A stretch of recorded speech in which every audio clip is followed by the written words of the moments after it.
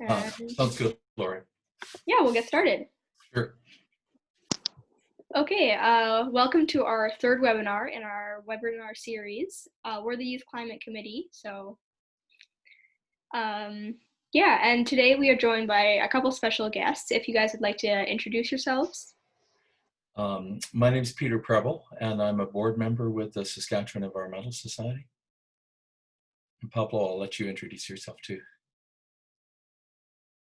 Hi, I am Pablo Rodriguez. I'm the Climate Change Coordinator of the Saskatchewan Environmental Society. Okay, thank you so much for being here today, and I think we can just get right into the presentation now. Sounds good.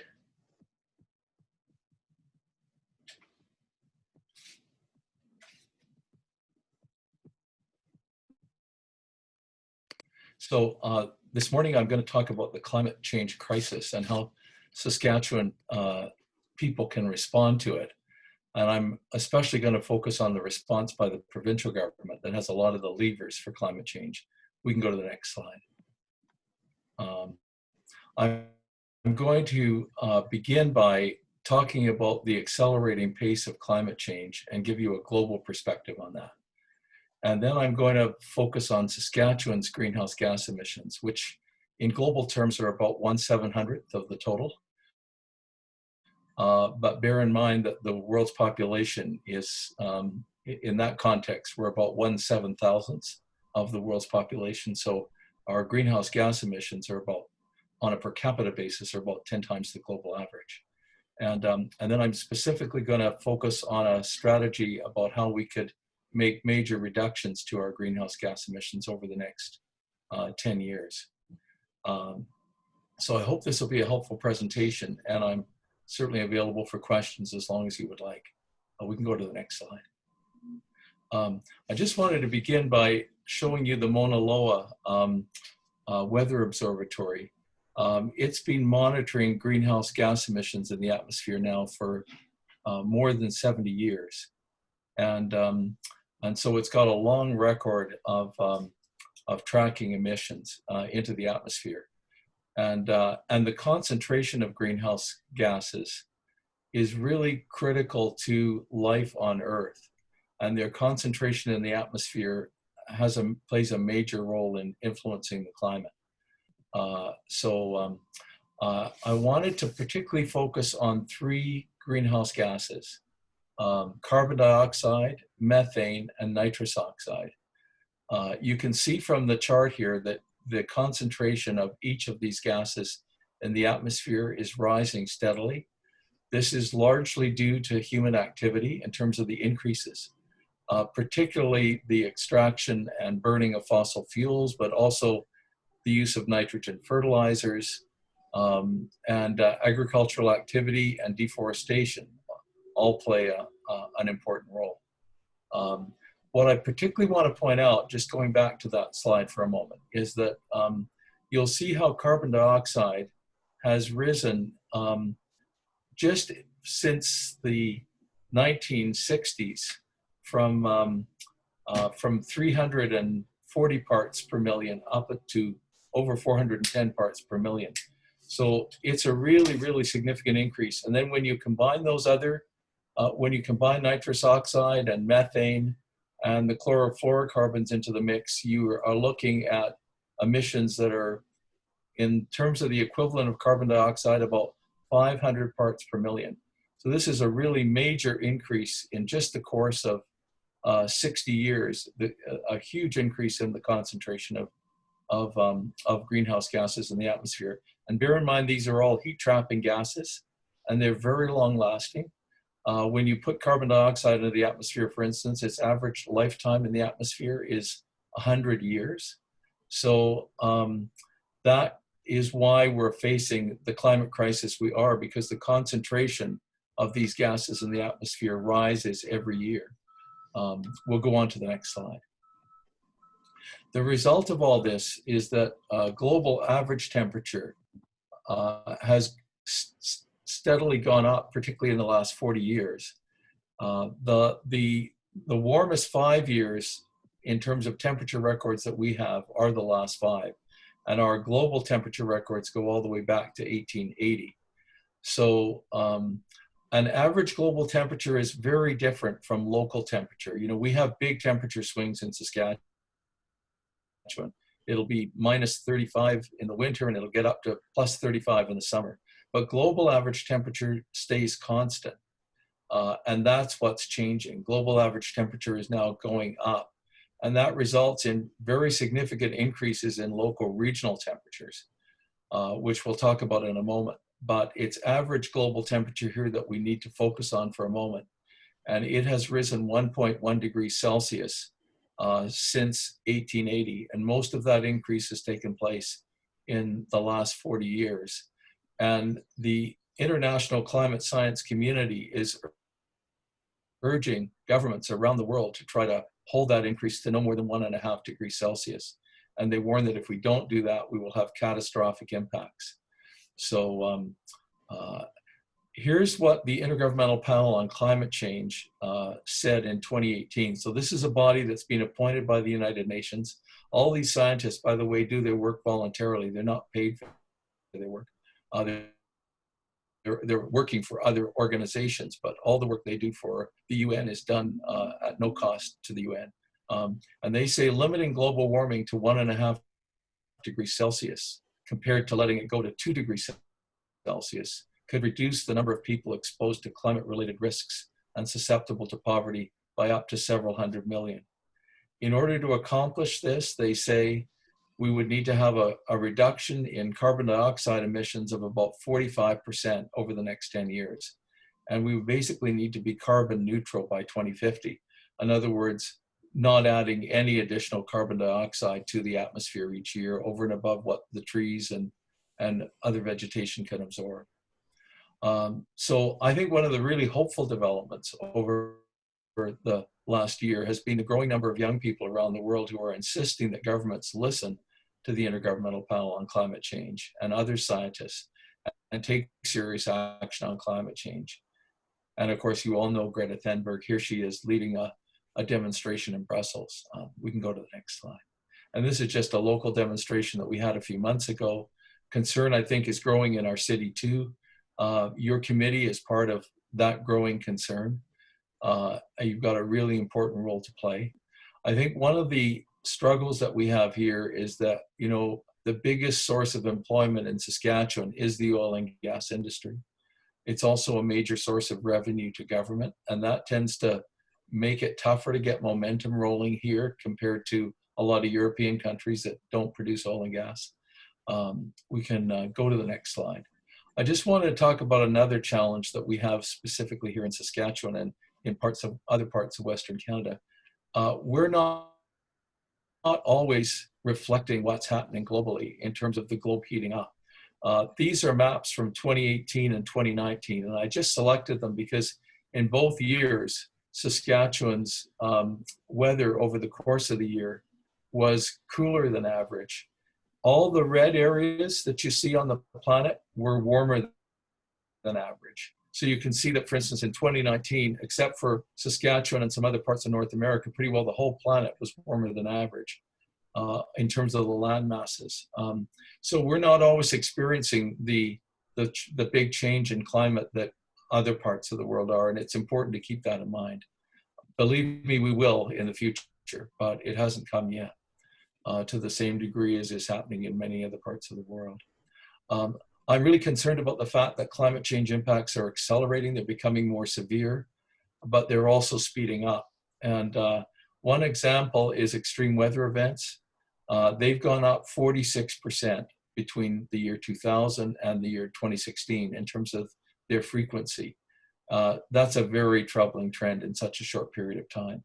And it is very much along the lines of what climate scientists predicted. And one of the extremes that is occurring is that we're getting record hot days at temperature levels that are really dangerous. You know, once it gets up over 50 degrees Celsius, those are conditions that are impossible to work in. They're life-threatening for many people, particularly seniors and young children. You can see here these temperatures: Kuwait 54 degrees Celsius, Pakistan a new high in 2017 of 53.5 degrees Celsius. new high for Africa in 2018, 51.3 degrees Celsius, almost hitting 50 degrees Celsius in Australia, and an unprecedented almost 46 degrees Celsius in France, which really smashed previous records by quite a margin. So that's a very worrisome trend. And I just wanted to point out to you a study that just came out last month in the journal Science Advances. It basically looked at humid heat globally, and pointed out that that it's essentially doubled in frequency since 1979. Often these conditions are quite localized, but they're very difficult for the people working in them. We can go to the next slide. Now, one of the very concerning things that climate change is contributing towards is growing water scarcity on our planet. And all the countries here that are marked in red and in purple are facing extremely difficult conditions in terms of water stress, water scarcity, which has big implications for agricultural production as well as for local domestic use. And so climate change threatens to make these conditions even worse in the coming years. Obviously, pollution is also impacting them. Waste of water and overuse of water is impacting them, but climate change threatens to make drought worse and to create really serious conditions in terms of water scarcity. Pablo, by the way, has a degree in this whole area of water, a master's degree that he's recently completed, and he's a great resource on water issues. We'll go to the next slide. I just wanted to give you an example of where drought is really affecting human populations. This is a part of India in last year at this time. In one of the cities in India that is home to 10 million people, Chennai, you can see on the left-hand side there, this is what had happened to the lake where they were drawing their water from. In other words, all their water had to be brought into the city for 10 million people. Hundreds of villages round about Chennai were also facing the same kind of condition of extreme water scarcity. The temperature went up to well over 45 degrees Celsius and stayed there. You had huge drought. You had lots of animals dying. Just a little example on the right-hand side of the photograph. But most significantly, you had hundreds of villages where people were so desperate that they basically virtually abandoned their villages. Only a tiny fraction of the population was left as people went elsewhere in India in search of water. So here's another example in Guatemala. Parts of Guatemala have also faced very, very severe drought. You've got a whole belt of drought really that runs through Central America, Guatemala, right south to Nicaragua. Very, very dry conditions. A lot of people are no longer able to support themselves through their through producing food on their own land. And what this leads to is migration out of Central America. Lots and lots of people have left Guatemala out of desperation, really, and gone to Mexico and tried, of course, to get into the United States, usually unsuccessfully.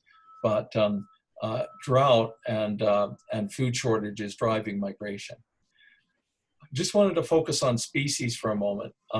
As the oceans warm, what's happening in them is that marine species are moving towards the poles. In other words, they're trying to get into cooler water. The Intergovernmental Panel on Climate Change has looked at this and found that in the upper 200 meters of the ocean, marine life is moving towards the poles at an average of 52 kilometers a year, per decade, 52 kilometers per decade. So, I mean, that's a remarkable shift that's occurring. And it obviously has real implications for fisheries in where populations are relying on those fisheries, and then the fish are moving away from where the population lives. We can go to the next slide. Just wanted to give you another example of how species are being impacted by climate change. This is an example with pollinators, specifically bumblebees.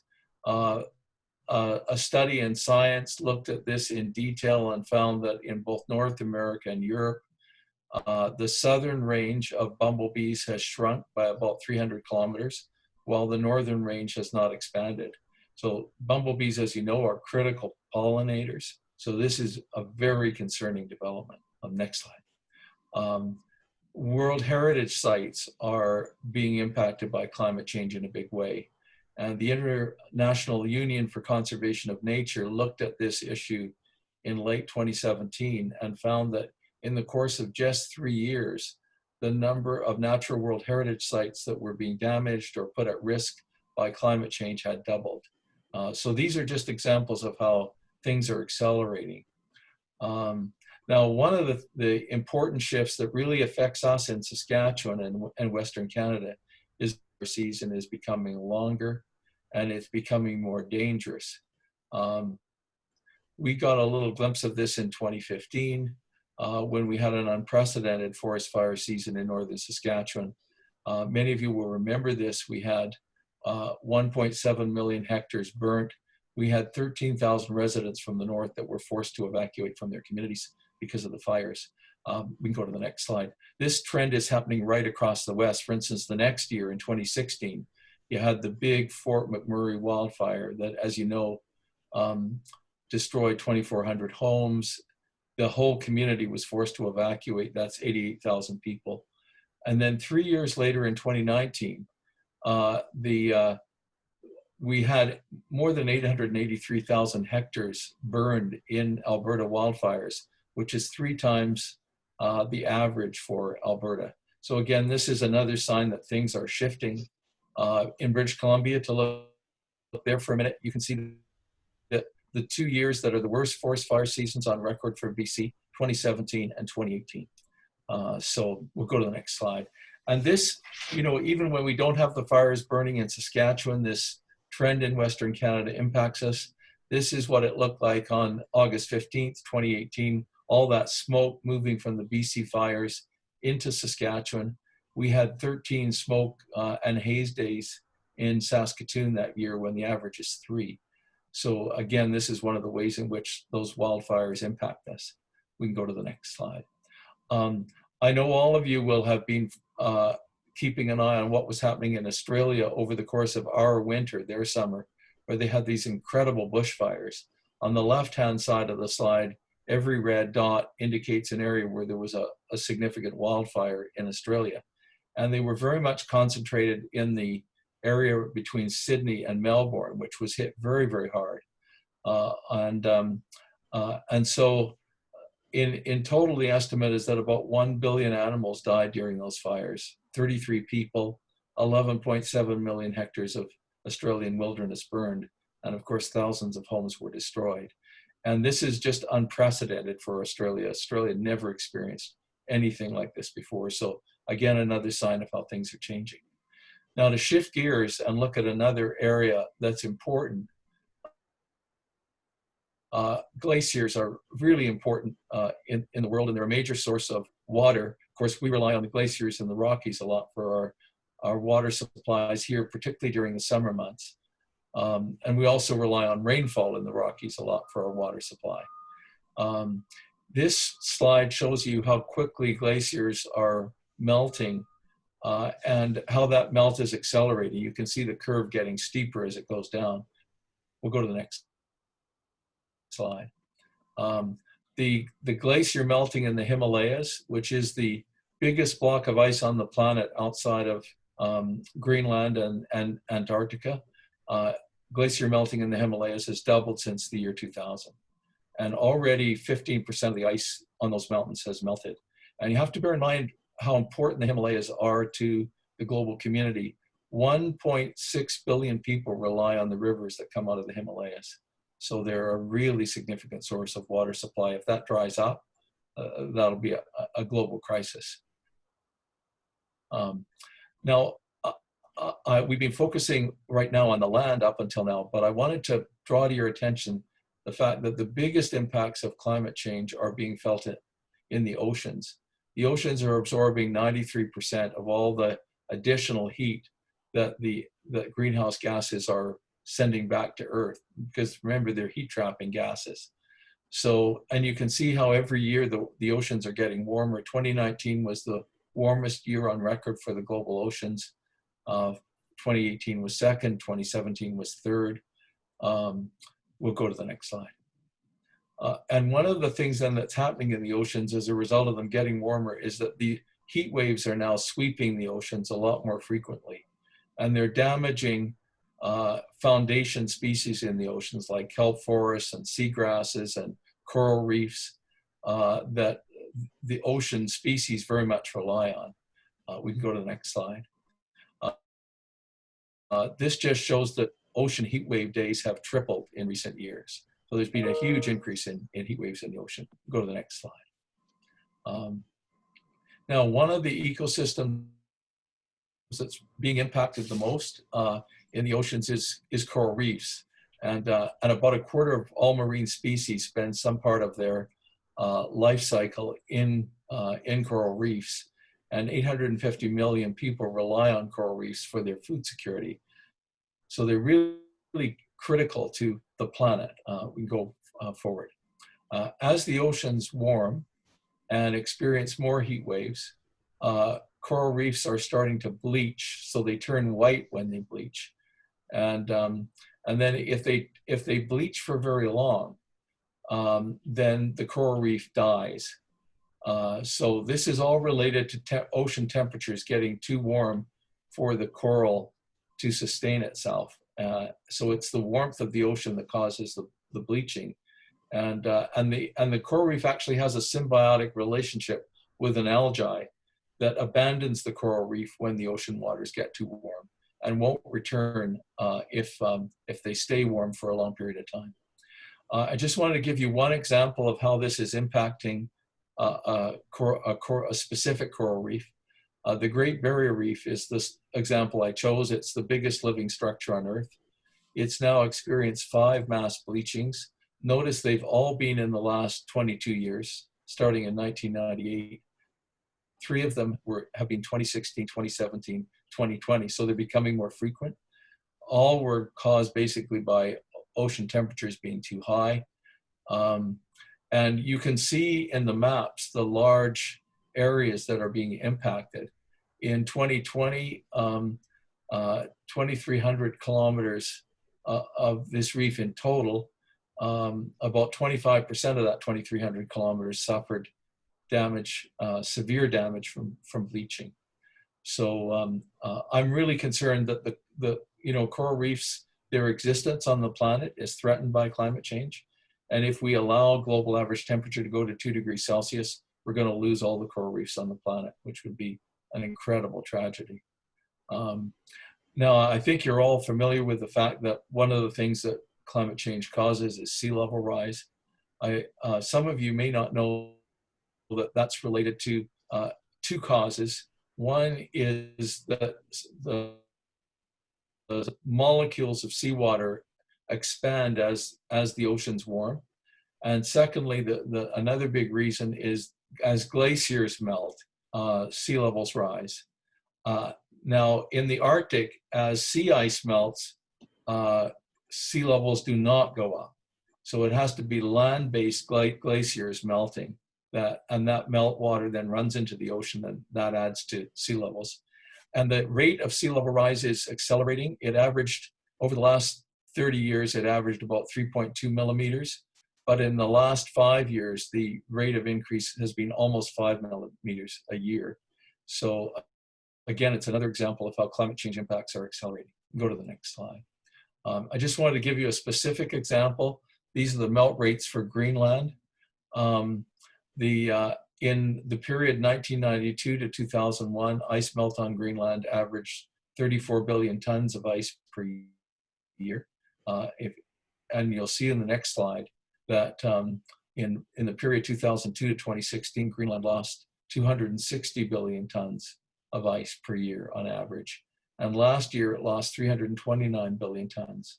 So again, ice melt on Greenland is accelerating as temperatures rise, both because the ocean in the area is becoming warmer, and because, of course, the above surface temperature is also becoming warmer and melting the ice.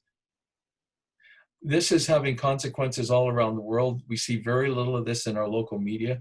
So Saskatchewan people are not hearing a lot about this. But for instance, this is, I just selected this photograph from the Guardian newspaper, which by the way is a great resource on climate change issues.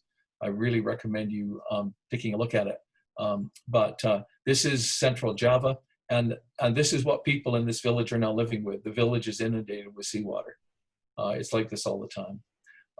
Here's another picture from northern China, where local agricultural land is now basically being swallowed up by the ocean. And of course, there's a lot of saltwater intrusion into the land. Even if it doesn't have water on top of it, salts are making their way into the farmland. So again, agricultural land is being lost by sea level rise. One of the really important ways in which climate change is impacting weather is with respect to the hurricane season. Because the oceans are getting warmer and hurricanes feed off those warmer ocean waters. And basically a hurricane starts when can start when ocean waters are above 26 degrees Celsius.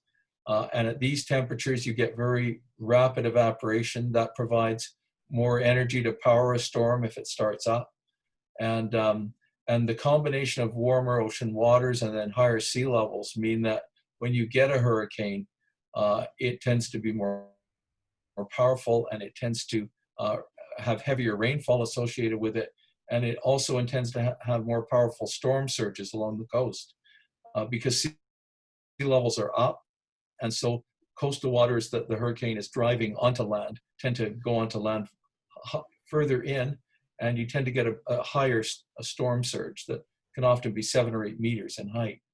I just gave one example of this, which is Typhoon Haiyan, which some of you may have heard of. This battered the Philippines in 2013. You can see here the wind speeds were up to 313 kilometers an hour. 7,000 people were killed. Almost 2 million people were left homeless. I mean, this had huge impacts. This very severe storm was partially driven by climate change. There are obviously other factors involved as well. We can go to the next slide. And I wanted to touch on this. It doesn't get enough attention, I feel, but it's the problem of ocean acidification, which is not strictly climate change, but it is being caused by the elevated levels of carbon dioxide in the atmosphere. And the oceans are always absorbing carbon dioxide. And because more and more carbon dioxide is being pumped into the atmosphere, especially from fossil fuel burning and deforestation, the oceans then take up a portion of that. In the last 10 years, they've taken up about 23% of the annual carbon dioxide emissions. And so what's happening as the oceans take up carbon dioxide is that the ocean is becoming more acidic. And that's, of course, very bad news for some forms of marine life, particularly shell-forming marine life. We can go on to the next slide. This is a chart that's prepared by the National Oceanic and Atmospheric Administration. And they went out and sort of measured how rapidly is the ocean acidifying. And they looked at the ocean area north of Alaska and found that it was acidifying really significantly, and that the acidified waters were getting deeper and deeper, down to 800 feet. And you can see that the area that has acidified has moved 300 nautical miles north in a period of just 20 years. And of course, the same pattern you see north of Alaska is also happening in the Canadian north. And the Canadian government has confirmed through Environment Canada that indeed our waters are acidifying as well. I just wanted to touch on the health impacts of climate change for a moment. I'll be brief about this, but apart from the COVID-19 pandemic that we're all dealing with now, the fastest growing communicable disease on the planet has been dengue fever, which is spread by mosquitoes. And you can see how rapidly the cases have increased in the last 2 decades in the slide. And it's spreading essentially because the warmer climate means that mosquitoes can that carry dengue fever can survive in a bigger geographical area. So that's why the disease is spreading. We'll go on to the next slide. Just some other examples of health impacts. Obviously, one of them is the injuries and loss of life and damage to homes that comes from really severe weather events. Another one is, the loss of food and water security in parts of the world that are suffering major drought caused by climate change. Another is all the health problems that arise from the heat waves that are being caused by climate change, including heat strokes, more heart attacks. And then I just gave a couple of examples, other examples of how mosquitoes are spreading viruses. One is West Nile virus, which we're now, of course, experiencing in Saskatchewan. And the other is the ticks that spread Lyme disease, which are gradually moving across Canada. Unfortunately, we're going to face this problem here in Saskatchewan in the decades ahead. Ontario and Manitoba are already dealing with it. So now I want to shift over to looking at our greenhouse gas emissions. Environment Canada reported there's always a lag time calculating exactly what our greenhouse gas emissions were. These are the figures for 2017 that were reported in 2019. And Saskatchewan's greenhouse gas emissions at that point stood at 77.9 million tons. And I chose this slide because I wanted you to be able to compare other provinces with Saskatchewan, bearing in mind that our population is 1.18 million people. But notice that we're basically have more emissions than British Columbia with 5.1 million people. And we have almost as many emissions as Quebec with 8.1 million people. So Saskatchewan's emissions are way out of line.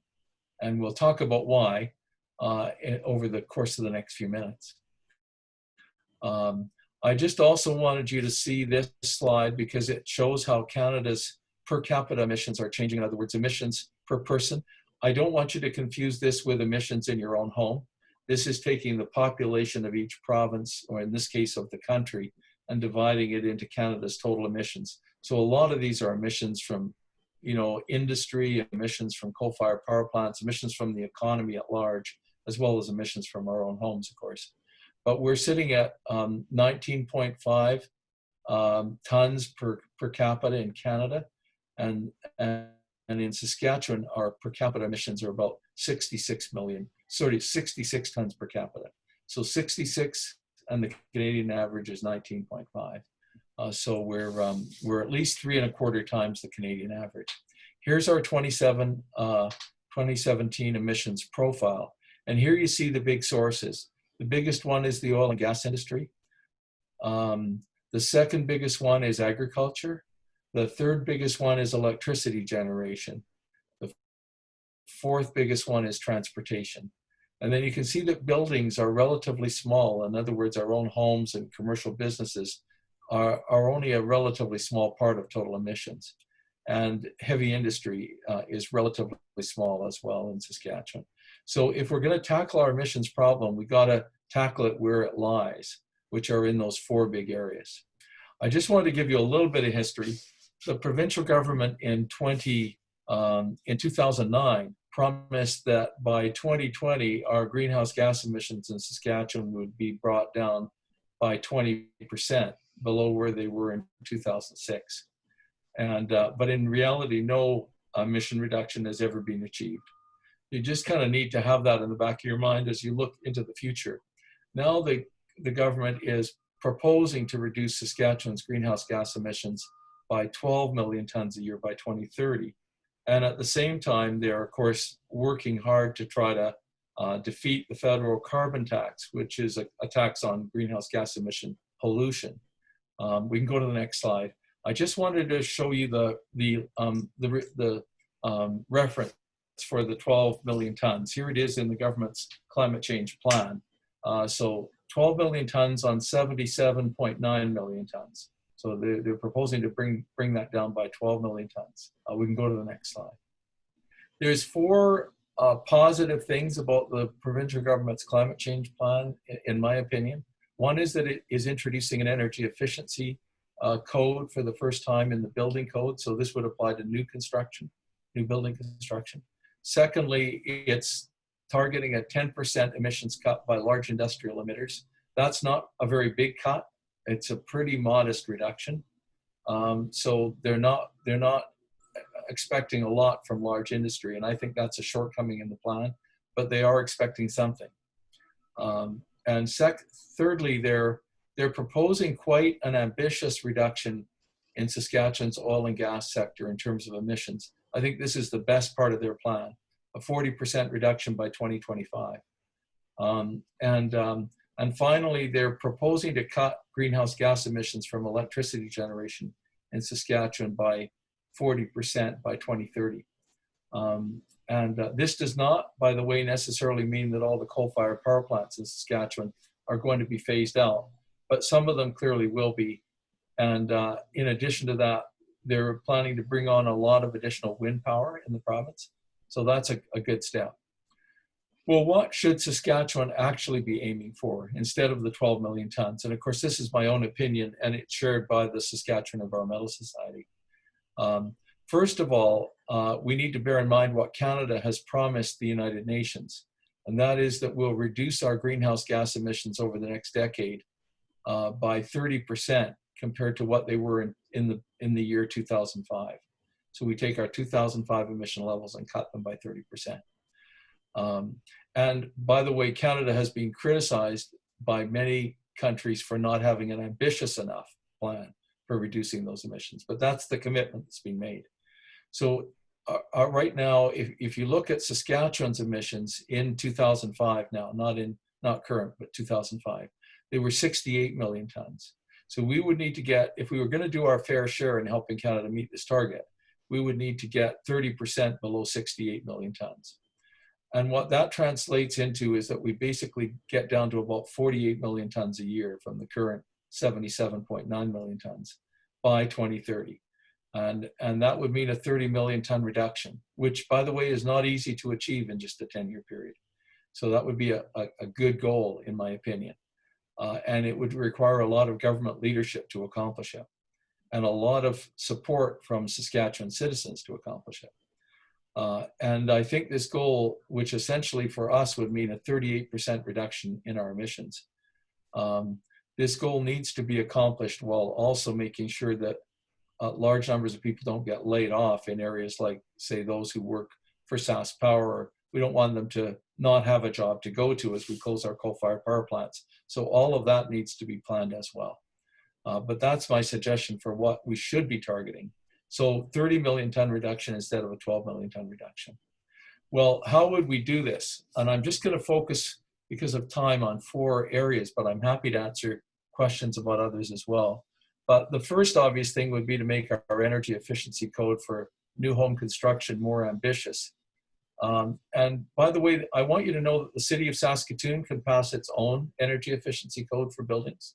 It hasn't chosen to. It follows the provincial code, but it doesn't need to. It could adopt a more ambitious code itself. And this code should be upgraded every 3 or 4 years. Some of the US states do this. They regularly upgrade their building codes. And I suggest that we should target to have a net zero energy code by 2030. In other words, every new home that was built in Saskatoon and in Saskatchewan wouldn't require a furnace as of 2030. Now, we've got all our existing homes to think about, of course, and they need major energy efficiency retrofit work. And the provincial government should be providing financial incentives to help homeowners do that energy efficiency work. Obviously, they're going to pay for a lot of it themselves, but there should be incentives to encourage it. And we also need to make sure that people are trained to do this work. You know, when you graduate as an electrician or a carpenter from Sask Polytechnique, you should know how to do deep energy efficiency retrofits. You should know how to build net zero energy homes that basically don't require a furnace. You should know how to install solar power. We're often not training our graduates at our technical schools to be able to do this work at the level that it's required. So that needs to change. We can go to the next slide. And also having financial incentives for building to net zero energy and installing solar are important. Unfortunately, our provincial government has removed some of these incentives, and And also when people install solar power, they ought to get a decent rate for the electricity that they feed onto the grid, because they won't use it all themselves all the time. You know, your parents are working during the day. If you're at school and they're working, you're not using as much electricity at home. If you've got solar power on your house, that electricity is then being fed onto the grid. But under current rules, if you live in the Sask Power District, your parents only get paid half the rate that they pay if they're buying electricity from the grid. So it's another disincentive right now. We'll go to the next slide. I think one of the things we should be doing is planning new subdivisions with every house being a super energy efficient house, and every house having solar. And the provincial government should be providing leadership and working with local communities, city councils, and private developers in kind of making sure that this happens. This is a little example of 13 years ago of what Okotoks did in building a little solar subdivision. And it's just an example of what can be done, and is what is being done in lots of other parts of the world, but not here, of course. Now, transport is obviously very important to our lives. It's a significant source of emissions in Saskatchewan, not just our cars and trucks, but also commercial transport is a really big source of emissions. But again, we need financial incentives to encourage people to shift away from bigger vehicles to smaller vehicles, to purchase hybrid vehicles, to purchase ultra fuel efficient vehicles, and to purchase electric vehicles, but not running them on coal generated electricity, but charging those vehicles with solar power or some other form of renewable energy. So again, all of that needs to be incentivized by the provincial government. We can go to the next slide. So here's some other suggestions for steps that could be taken. One is to launch an anti-idling program, not so much in the winter in Saskatchewan, where winters are pretty bitter, but in the spring, summer, and fall, there's really no reason for people to be idling their vehicles unnecessarily. I also am suggesting that we reduce the speed limit on our divided highways back down to 100 kilometers an hour. This would be a major gasoline saving measure. We could probably cut greenhouse gas emissions on divided highways by doing this by about 15%. So in other words, no change other than the speed limit gives you a 15% reduction in emissions. Maybe slip back to the former slide for a moment. And this won't be popular, but I'm suggesting we look at reducing our speed limits on our regular highways down to 90 kilometers an hour. A vehicle, generally speaking, a fossil fuel combustion vehicle makes the best use of the gasoline it burns at about 80 kilometers an hour. So whenever we go above that, for the distance we're traveling, we're using more energy there. I don't think people will tolerate an 80 kilometer an hour speed limit. They may not even tolerate a 90 kilometer an hour speed limit. But the more we can reduce our speed limits, the more energy we'll save without doing anything else. You know, no other hardship, just traveling slower. We can go on to the next slide.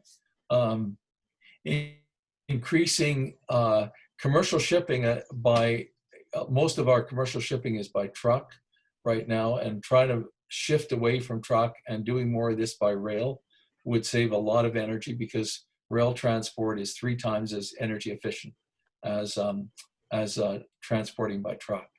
We used to have, until 2 years ago, Saskatchewan Transportation Company. It provided bus service between all our urban centers in the province. It got phased out by the provincial government. It needs to be, in my opinion, brought back. And we need to improve our in-city bus service. And that is certainly something that our own city council in Saskatoon is working hard on right now. But bringing back SGC would be really nice. I put this slide in about Copenhagen because residents of Copenhagen cycle almost an average of 1,000 kilometers a year. And it's a major way in which people travel to work every day. It would be so nice to see more attention being given to creating a bike-friendly city here in Saskatoon, and to encourage cycling. I cycle year-round. I don't really expect people to do that in the winter months, but it would sure be nice to see a lot more cycling in the spring, summer, and fall. And dedicated bike lanes would make cycling in Saskatoon a lot safer. So that's something I think to really press with City Council. They have a plan for bike lane expansion, but pushing it forward is really important to do. Go to the next slide. I just wanted to make a comment about the oil and gas sector. This is an area where the provincial government is planning to take some action. The actions I'm suggesting here would be over and above what the province is planning. One is I want to just explain flaring and venting for a moment, which is probably something you're not that familiar with. But when you go to extract oil, often you find that the oil is mixed in with natural gas. And about 50% of the natural gas is methane. But if you don't have a pipeline to make use of the natural gas, what oil companies do is they basically burn it off. So they flare it, in other words. And that's what you're seeing in the slide is flaring. Also, what they often do is they'll vent the methane in the gas into the atmosphere, and because methane is 25 times more potent a greenhouse gas than carbon dioxide is, that's a really bad thing to be doing, is venting methane into the atmosphere. And we're doing a lot of that in Saskatchewan right now. So stopping venting is really important, and reducing flaring is important too. But when you flare gas, you're putting carbon dioxide into the atmosphere. When you vent, you're putting methane into the atmosphere. So with that little background in mind, reducing flaring at oil extraction sites is something that is important to work at. North Dakota has been successful in doing that. We have not been. I'd like to see a tax applied to all methane emissions into the atmosphere. In other words, a carbon tax specifically for methane. And by 2025, I'd like to see a ban on the venting of methane altogether, unless it's necessary for safety reasons. And this will be controversial, but I think we should deny permits to extract heavy oil in Saskatchewan with the highest carbon pollution content. There's lots of heavy oil being extracted up in the Lloydminster area, for instance.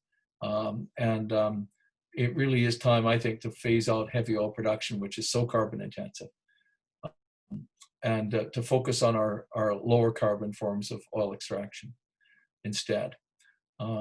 Here's my suggestions for the electricity generation sector: that we phase out all our coal-fired power plants in Saskatchewan over the next 10 years. They account for about 40% of all our electricity production, and they're a huge source of greenhouse gas emissions. Now, lots of other places are doing this. Britain has almost phased out all its coal-fired power plants. It'll have them all shut down by 2025. For the last 2 months in Britain, they've hardly run at all, as solar picks up in a big way in the UK. Ontario phased out its coal-fired power plants and completed that work in 2014. I just want to go back to the previous slide for a moment. There's one unit that I think we should keep, and that's the one that we invested more than $1 billion in to make it a carbon capture facility instead of a regular coal-fired power plant. So that's what I mean about phasing out our conventional plants. Those are the ones that aren't carbon capture. We've got one that is carbon capture. I think we should keep it running.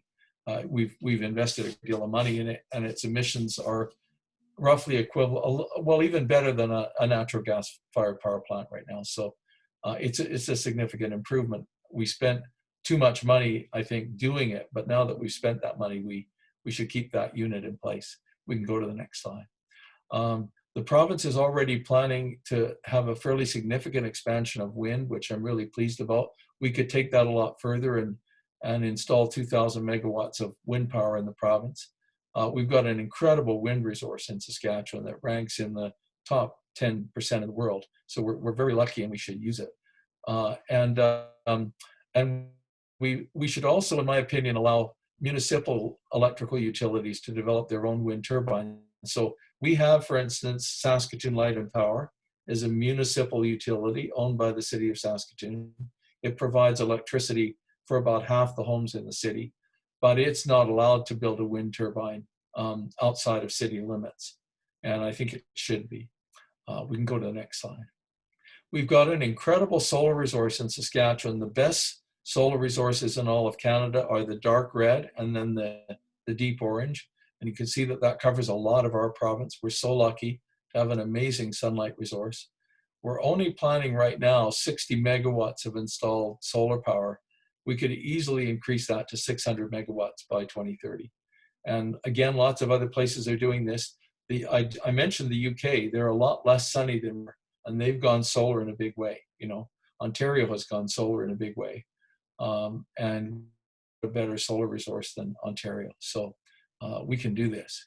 And again, Saskatoon Light and Power should be allowed to install solar power on all lands within city boundaries. Again, they're not. SaskPower won't let them. They can only install in the dark green area that they have within their district. Everything that's kind of in the lighter green is in the SaskPower district in our city, and Saskatoon Light and Power isn't allowed to install any solar power there. It's really important as we develop renewable power that we keep the jobs in the province, and not a lot of this development being done by out-of-province developers. Almost all our new wind power development has been out-of-province developers. Some of our solar has been in province. Some of it has been out-of-province developers again. But we can do this ourselves through SaskPower, through local solar co-ops. I was president of a solar power co-op here in Saskatoon for 3 years. It built the 2 facilities that are in this slide and several others. You know, homeowners, local businesses, First Nations communities, municipal government are all capable of putting up solar and leading in this area. So we don't need anybody from out of province to do this. We can do it ourselves and keep the jobs here. And I just wanted to point out that energy storage technology is improving significantly. And it's really exciting because this means that we can store energy being produced by solar and wind power systems and use it when the wind isn't blowing or when the sun isn't shining. And an example of this being done is at Cowessess First Nation. They own land just out of Regina where they installed a wind turbine in 2013. And then they installed 2 lithium-ion batteries with electricity storage capacity, enough to store the electricity being produced by the wind turbine, and basically keeping that electricity coming onto the grid even when the wind wasn't blowing at about 65 to 78% of what normal wind power production would be, and doing that for up to 6 hours of the day. So, and this is just a small example of what can be scaled up at a much bigger level. These kind of energy storage facilities are being built around the world now, and we should be installing them in Saskatchewan, and we're doing them in concert with our wind and solar power initiatives. We'll go to the next slide. I just wanted to, this electricity generation sector is really important, so I'm spending some time on it so that you get a feeling for the options that we have available to us. Another way of replacing a lot of coal-fired power in Saskatchewan is just buying hydro from Manitoba. Manitoba right now sells a lot of hydro to the US. They sell us about 100 megawatts. We could easily buy 1,000 megawatts from them. We have 1,600 megawatts of coal. If you replace that with 1,000 megawatts of hydro, you've taken 60% of the coal-fired power plants off just by doing that. We'd have to build the transmission capacity as well. So it's not just a matter of building the hydro, buying the hydro, it's a matter of having the transmission lines to bring it to Saskatoon, Regina, and other cities in the province. But there's not a reason in the world why we couldn't be purchasing it. We've also got the ability to invest in a lot of electricity efficiency measures. SaskPower used to have an objective in this regard of achieving 300 megawatts of installed capacity through electricity conservation. And that unfortunately was reduced to megawatts when the government changed 13 years ago. And so, but it could be pursued much more ambitiously than it currently is. And just to create some context for this, our total grid right now is about 4,400 megawatts, 4,400. So, you know, what I'm talking about is the phasing out of about 1,600 megawatts of coal on that 4,400 megawatt grid, and then bringing in a lot more solar, a lot more wind, a lot more hydro, emphasizing energy conservation more, and then investing in what's called cogeneration of electricity. This is where you take natural gas that's already being burned in an industrial facility for heating purposes, and you simultaneously use that same gas to generate electricity as well. That's what they do at the Corey potash mine. That could be done at several other potash mines around the province. And finally, I just wanted to say a word about nuclear power. You'll be discussing this, I know, a lot in the decade ahead. This is just a photograph of a nuclear power station, but we can go on to the next slide. I think the big advantage of nuclear power is that it's a low carbon form of electricity generation. And it's in the same category as wind and solar in terms of its emissions. Most of the time, the reactors operate relatively safely. So those are the advantages, but there's significant disadvantages. First of all, intensely radioactive waste is left behind by all nuclear reactors. So for instance, the uranium is the fuel that nuclear power plants use. Nuclear power plants split that uranium apart inside the core of the reactor. And in the course of splitting that uranium apart, which is called nuclear fission, a lot of energy is created. But a lot of waste materials are also created. And those waste materials are intensely radioactive. So when the fuel comes out of the reactor, it's highly, highly radioactive. And countries around the world have struggled to find ways of disposing of it safely. And we've certainly struggled in Canada with this. And we don't have a disposal site that is safe to operate in Canada at this point in time. So that's one of the problems with reactors, is that the fuel is radioactive. The reactor core is also intensely radioactive by the time its lifetime is done. It has to be cut up robotically. And again, you have to have a safe place to dispose of it. We don't right now. And secondly, the financial cost of building reactors is high, and the financial cost of decommissioning them and disposing of them at the end of their lifetime is also high because they're so radioactive. And thirdly, this doesn't happen very often, but when it does, it's horrifying.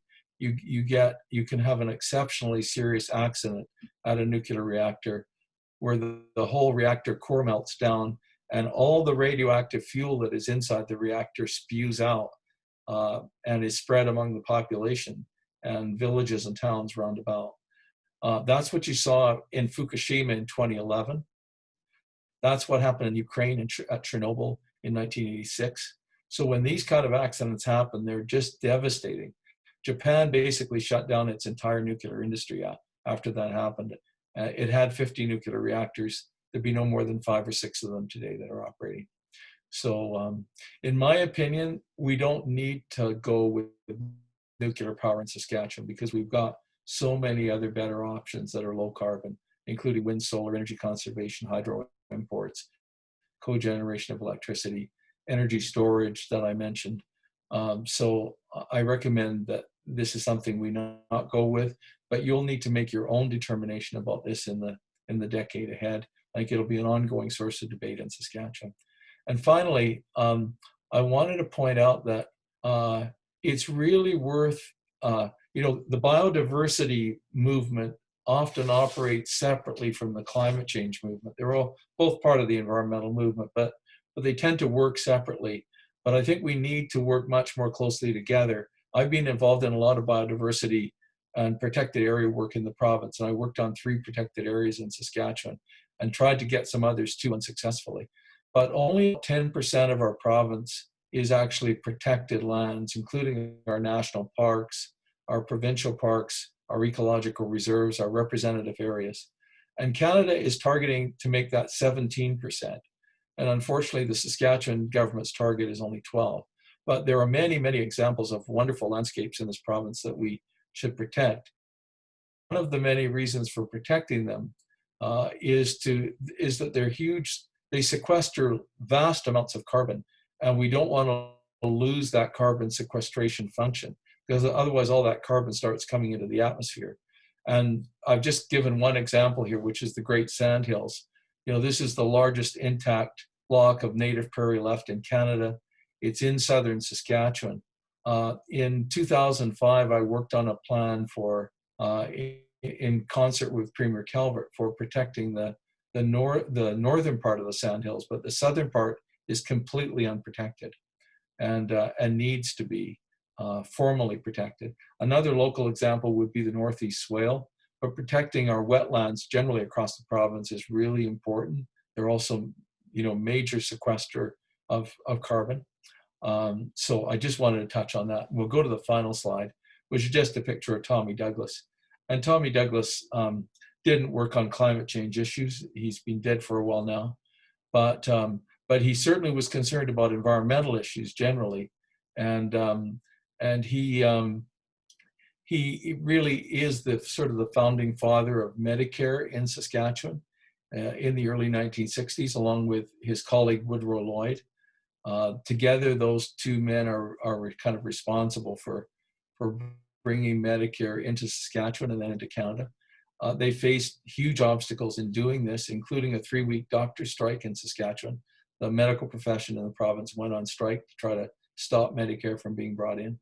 And of course, the public worried greatly when the strike was on because they didn't have access to medical care. So you can see how difficult bringing Medicare in was, but it's been a huge success. Within 3 or 4 years, it was working wonderfully in Saskatchewan, and then it was adopted by all of Canada. And in contrast to the United States, we have Medicare today. In other words, we can go to the hospital or the doctor without having to pay for it directly because of what Douglas and Lloyd did. Well, we're going to need to have that same kind of government initiative is going to be required around the climate issue. It's going to take a lot of courage by government and a lot of support from the citizenry and a lot of lobbying by the citizenry to get a good climate action plan going in Saskatchewan. And it won't be easy work, but it's really, really important work. And I'm grateful that you're willing to be part of it. So I'd be very happy to answer any questions you have for as long as you'd like to ask them.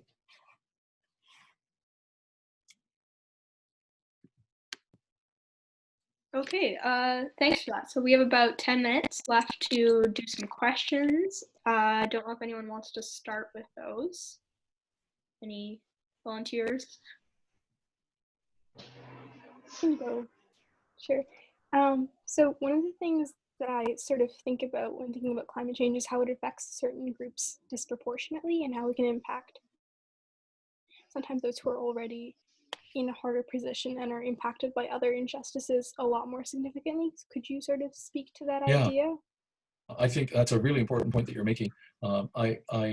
First of all, those who are poor are much more likely to be affected by things like severe weather events and a lot more vulnerable, and I'm thinking particularly of those who are unable to get to safe shelter. So that's one concern that I have. And also, when economically people obviously are, the poor are more vulnerable in the event of food insecurity issues, for instance, in a country arising, or water scarcity. If a wealthy family in India is much more likely to be able to have access to water in a drought crisis than a very poor family. So I think around the world, we're seeing the poor being impacted by climate change more than the wealthy. Thank you. Yeah, and so you've obviously been fighting for a very long time, and we're very grateful for that and for your work over the decades to set us up in a position to continue your fight. So what has been your experience working as an intergenerational climate activist, especially with the youth climate movement of the past few years?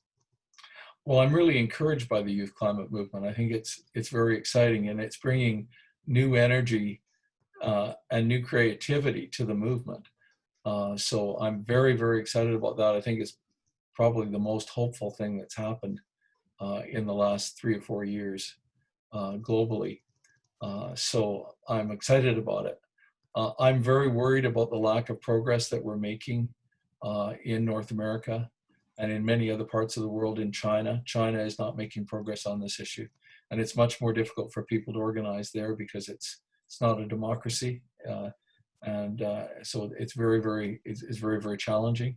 I'm really disturbed about what's happening in the US, where despite the work of climate activists in the US and the youth movement, You know, the U.S. is preparing to withdraw from the Paris Accord. I think that won't happen if Biden is elected. It will happen if Trump is reelected.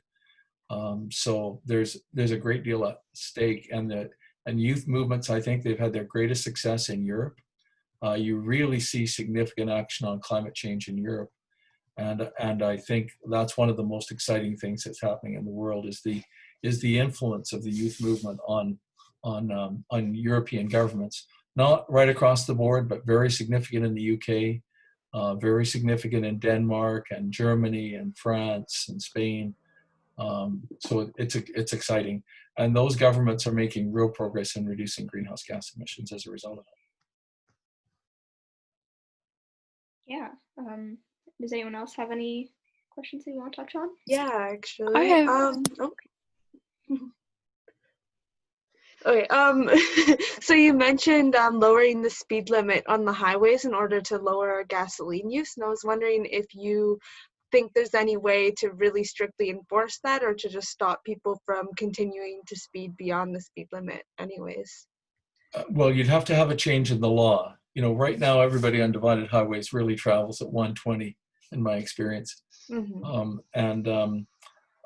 And an extraordinary amount of gasoline is being wasted, but more significantly, that all of those emissions go into the atmosphere, and every day when they go in, you know they're going to be there for the next 100 years on average. So that's just adding to the problem. And when you think about the fact that you know, all those additional emissions, which would be about 15%, are occurring just because people are wanting to drive faster. And then we're facing a climate crisis. You know, I sometimes say to people, the alternative is not driving at all. Like, we might just lose our ability to drive in fossil fuel combustion cars because we're just prepared to release all these emissions into the atmosphere without thinking about it. I mean, I'm hoping we'll move away from fossil fuel cars to electric vehicles. But in that transition, one thing that everybody can do is just drive more slowly. And I think the only way to enforce it is through a change in the law. And I remember, by the way, when the law was changed, you know, to make the speed limit 110, which I think was in 2001, and it was a very popular move. And it was popular with all generations, and I really didn't agree with it, but most people thought it was great. So that's the struggle we're up against, right? Yeah. And now somebody else had a question. Yeah, I actually have two questions. Oh, sure. Would it be better if I ask them both at one time, or ask one, receive your answer, and then ask the other Just one? maybe one first, and then the next. Okay. My first question is just for those people who are watching this. I'm sure the committee and me myself, I know the difference, but I'm just wondering if you could speak a little bit about what the difference is between global warming and climate change and how that relates to greenhouse gases, because I know there's a lot of confusion around that aspect. Sorry, the difference between global warming and climate change? Yeah, and how it kind of relates to greenhouse gases and that sort of thing. Right. Well, actually, both terms are used interchangeably. But increasingly, I notice that what is being done in the UK is it's being called global heating. You know, so these terms are all being utilized, but they all basically relate to higher global average temperatures being caused by higher concentrations of greenhouse gas emissions in the atmosphere. So where I think sometimes, I know you're very clear on this, but sometimes where there's confusion is, you know, the difference between climate change and changes in weather. I mean, weather changes happen all through the year and are localized. But climate change is something that is specifically occurring because of elevated greenhouse gas emissions in the atmosphere. Most of that elevation is being caused by human activity. Okay. And then my second question, if you could just speak to, I know a lot of people have concerns. I know you spoke a lot about switching to solar power, and you seem all for solar power, and I am as well. But I know there's quite a few people who have concerns about the resources and natural resources that need to be extracted and how to dispose of solar panels once they are no longer able to be used. I was just wondering if you could speak a little bit about that. Yeah, thank you. That's a really important question. I really appreciate you asking it. And I think we do have to be very careful about how we make solar panels and how we dispose of solar panels.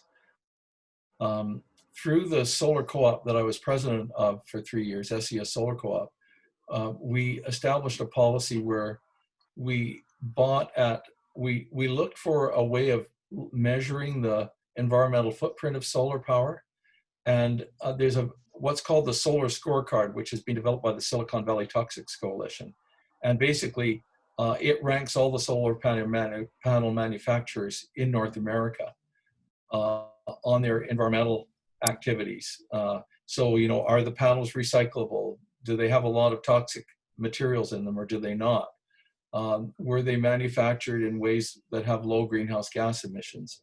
And are they transparent about those emissions? All of those kind of things. And so there's a huge variation among the manufacturers. Also, the question of, you know, are the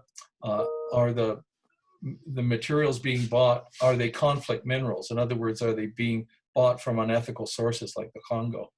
So I think it's really important that we establish strict guidelines for the solar panels we put up in Saskatchewan, and that they should always be recyclable. They should always be the panels with the lowest toxic materials in them.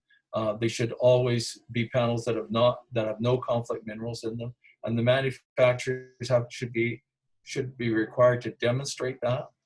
And we're a long way from that in Saskatchewan or in any other part of North America right now. But the Silicon Valley Toxics Coalition is a not-for-profit organization that is doing great work in this area. And I think it needs to reflect itself in government policy. Yeah.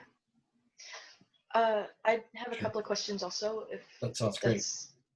Also, Lizzie, just on your first question, sort of my understanding of, like, I know I'm not the expert here, but like my understanding of like the difference between global warming and climate change is that they had to stop calling it global warming because people like were misinterpreting what that meant, and they're like, but it's still cold, so they started calling it climate change. And then probably the reason why they started calling it global heating is because global warming kind of sounds like it's natural, and like global heating is like, oh, like something is being done to make things warmer or something. I don't know. Anyway, my questions. You mentioned in the sort of health implications section, Peter, that climate change has like been linked to causing more heart attacks. How As does it that relates work? to heat waves. As it relates to heat waves, yes. Oh, okay. Heat waves are a cause of additional heart attacks and also heat stroke and, you know, a number of related illnesses. So that's the link. Okay, that makes sense. And a lot more seniors are being exposed to heat waves than was the case, say, 20 years ago. Yeah. So as heat waves become a more serious problem on the planet, more and more elderly people are being exposed to them. So there's more loss of life associated with that. Okay. And about you'd also mentioned that at one point the provincial government did have like an incentives program for like solar generation, and I'm just wondering like what their reason was if they gave one for getting rid of that, or some of them. Yeah, it used to be until November of last year, the provincial government covered 20% of the cost of a solar installation on a homeowner's home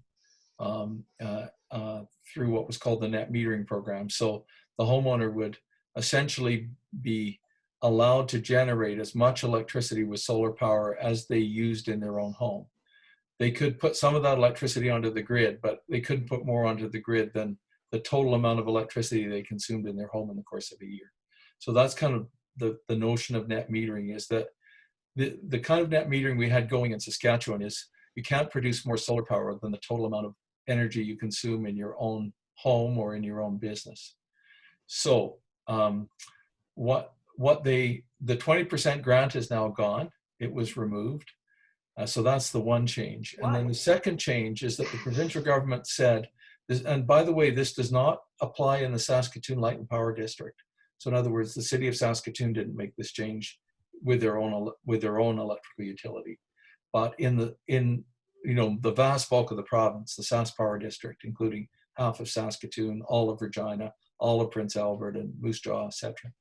The rule basically is that you only get paid 7.5 cents a kilowatt hour for electricity that you put onto the grid, whereas those same homeowners are paying roughly 15 cents a kilowatt hour for electricity that they buy from the grid. So suddenly, people, prior to that policy change last November, people were getting the 15 cents a kilowatt hour when they put their solar electricity onto the grid. Now they're only getting 7.5 cents. So those two changes are going to make it less likely that people will find it financially attractive to install solar. Now, on the other hand, what's happening is that the cost of installing solar is dropping.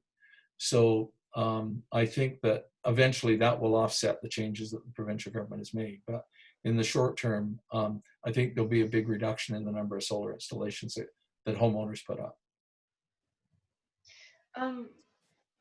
Do you know why they got rid of the program? Like why those changes happened? Like I can't imagine that like the 15 cents per kilowatt hour that was in place before was like really losing them all that much money, because not a whole lot of people in Saskatchewan generate their own solar power.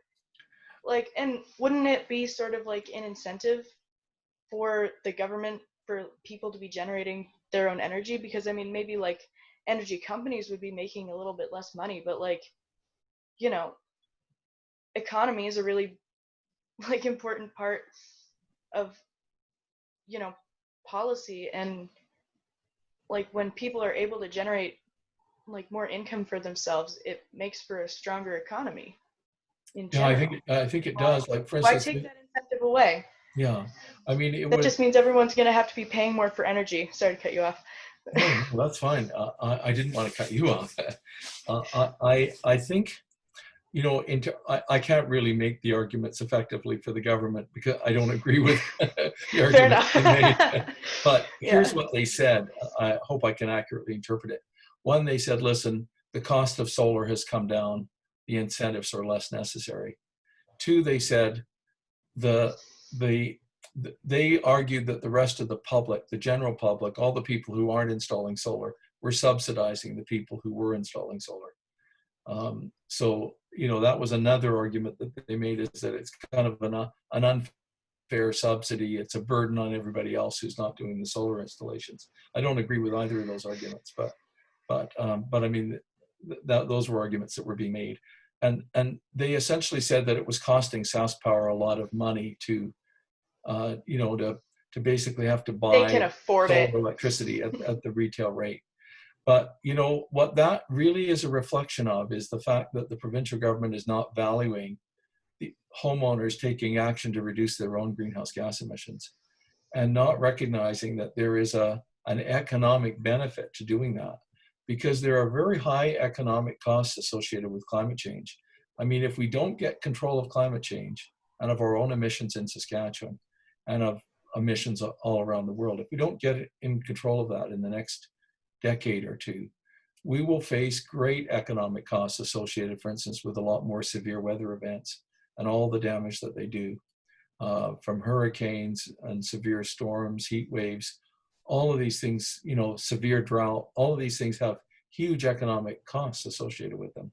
And so I think it's a really important investment to make to encourage people to reduce their greenhouse gas emissions. So I really disagree with this provincial government policy change. This does not make sense in the slightest. The arguments are that they're so flimsy.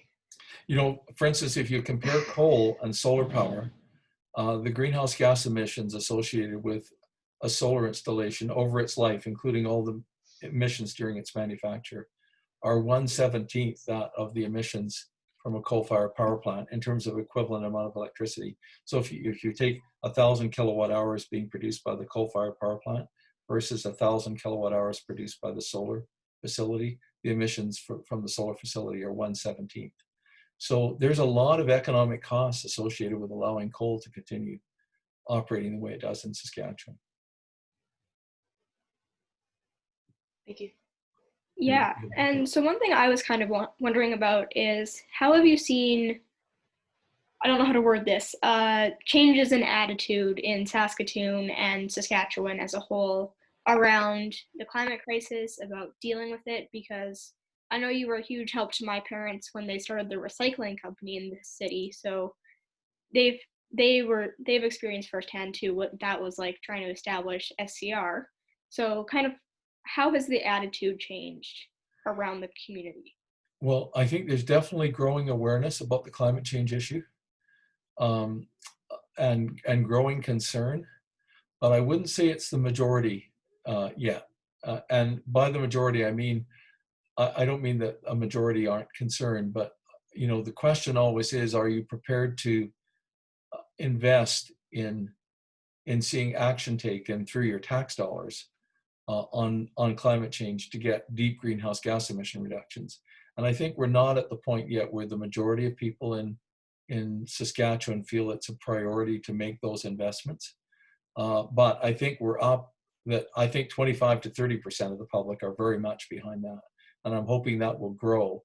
And one of the really important things that your group will help do is help those numbers to grow. Because once those numbers get over 50%, the pressure on government to take action, regardless of who's in power, really grows a lot. Yeah, and kind of connected to that, on the other side of the spectrum, there's a lot of climate deniers, especially in higher positions of power, in economic positions of power. So dealing with that and dealing with climate denial has been obviously a huge issue for everyone in the climate movement. But how have you found our government, especially with carbon tax and all of that kind of thing, influencing public opinion of the climate crisis? Um, I need to be a little bit careful in answering this question because I'm answering it in the context of being a board member with the Saskatchewan Environmental Society, and we're nonpartisan. So I'm just setting my personal views aside on this and just kind of staying with fact. And that is that, you know, the current provincial government has not been supportive of a carbon tax. And I think the current provincial government has been slow to take action on climate change up until now, but does have a plan that, if it is implemented, will result in some emission reduction. This is going back to the 12 million tons. I think the difficulty is that the 12 million tons doesn't bear, for Saskatchewan, a 12 million ton reduction doesn't bear any relationship to what's required to actually tackle the problem. So my feeling is that I think it's fair to say that the provincial government doesn't have an ambitious enough climate change plan.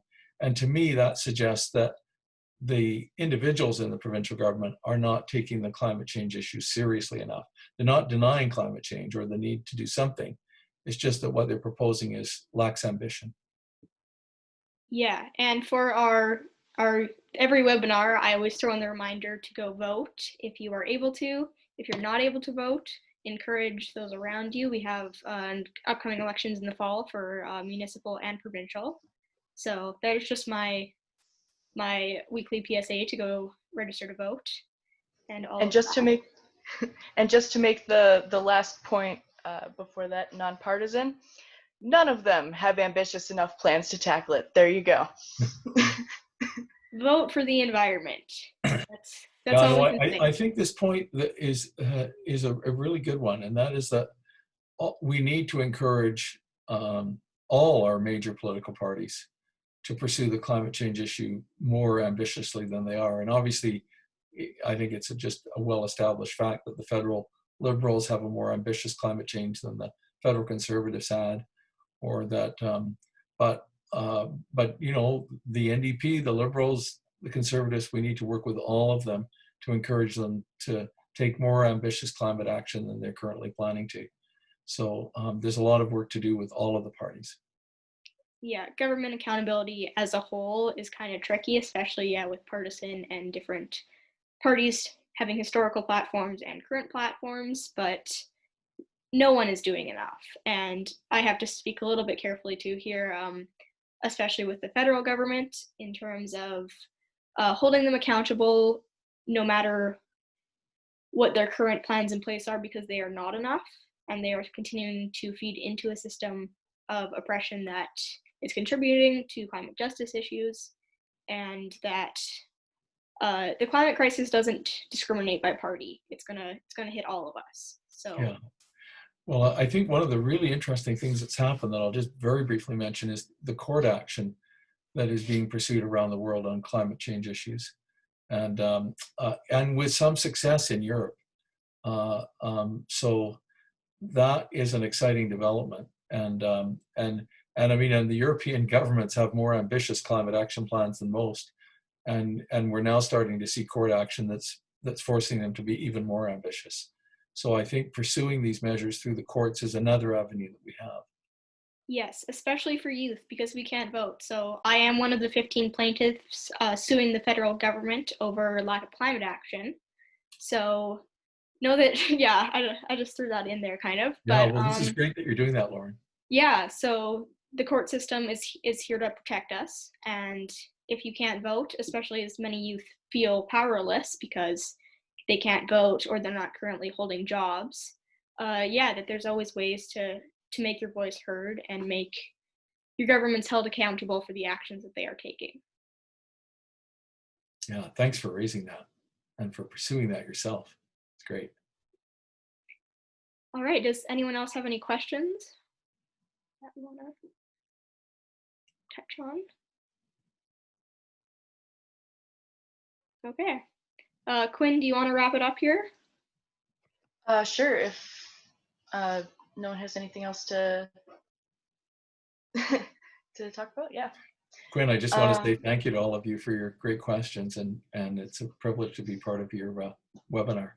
Thank you Thank so you for much joining for us. taking the time Thank you so much for to share all your knowledge with us. We can learn a lot from you, and that's been a great opportunity.